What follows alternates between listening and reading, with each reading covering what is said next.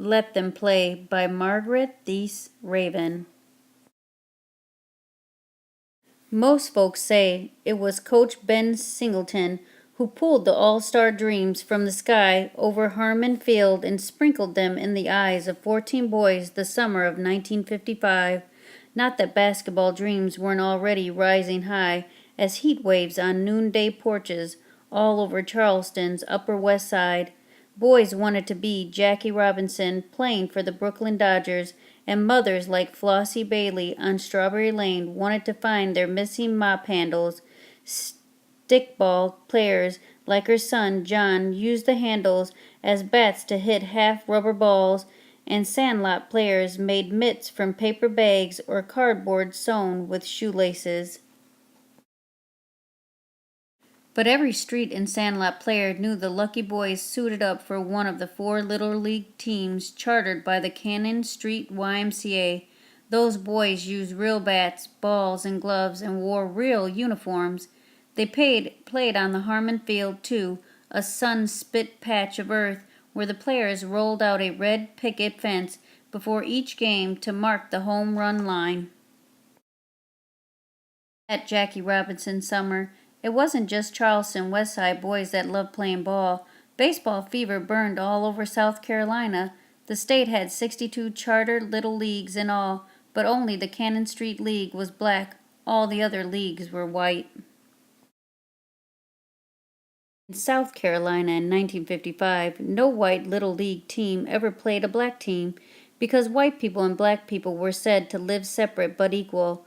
That meant black people had to use separate schools, separate parks, separate ball fields, too, even though every chartered Little League team signed a paper to play any team regardless of race, color, or creed.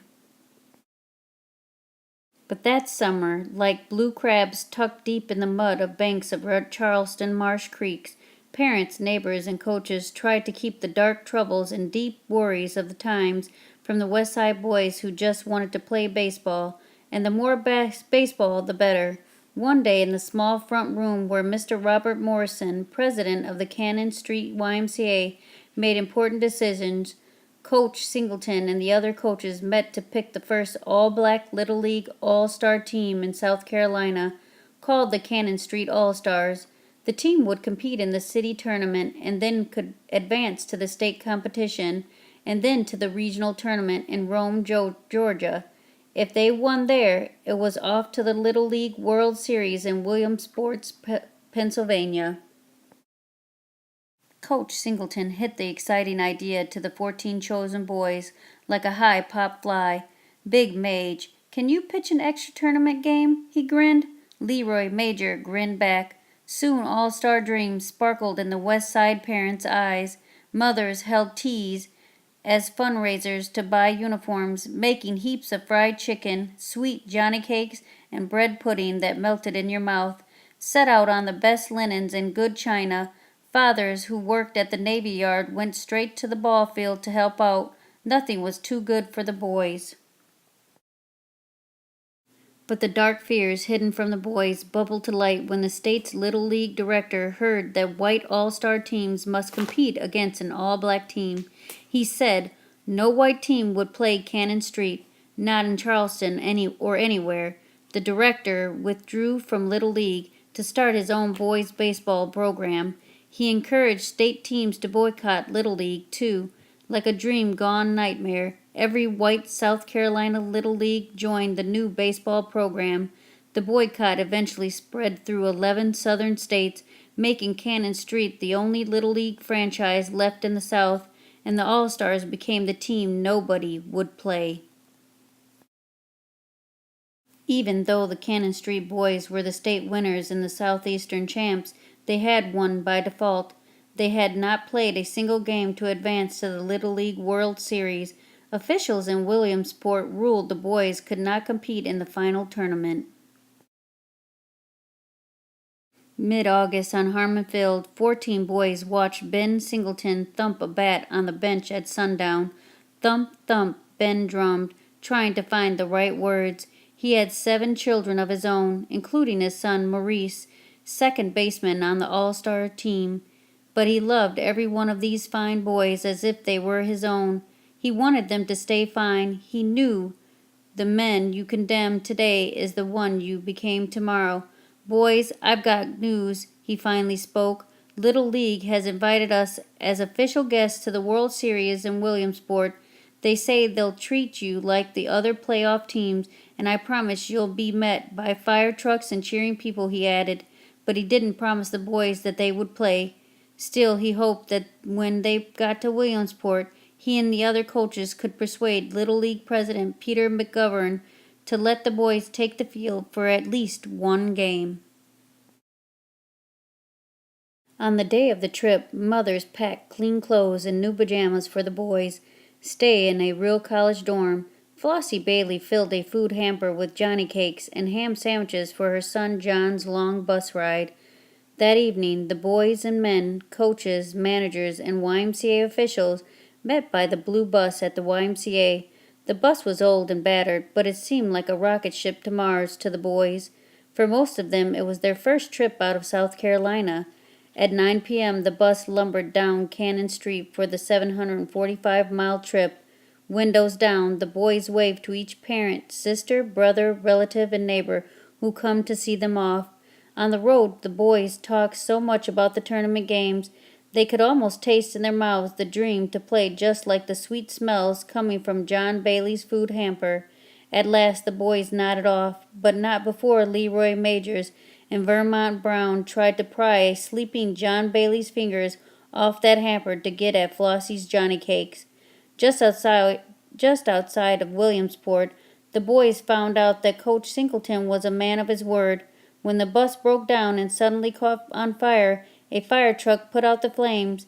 As the repaired bus traveled once more, the boys arrived in Williamsport just as Mr. Singleton had promised, led by the fire truck down the steep hill into town. The boys stayed at Lyncoming College, where the other 8 series teams were also housed. The first night, far too excited to sleep, the boys had a pillow fight in their new pajamas to tamp down lots of feelings. In the morning, the other teams urged the Cannon Street boys to eat breakfast with them. "Who's your home run hitter?" the other players asked right away. "That would be me, fella." Alan Jackson smiled back proudly.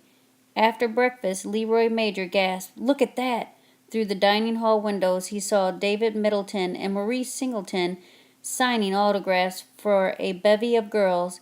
The other boys ran outside too, grinning at signing their names as if they were somebody's here. Meanwhile, behind closed doors, Ben Singleton and the Cannon Street coaches met with Peter McGovern to ask one last time if the All-Stars could play. A decision was made. Then, dressed in official Little League t-shirts, the Cannon Street team rode the old blue bus to original Little League field for the playoff games.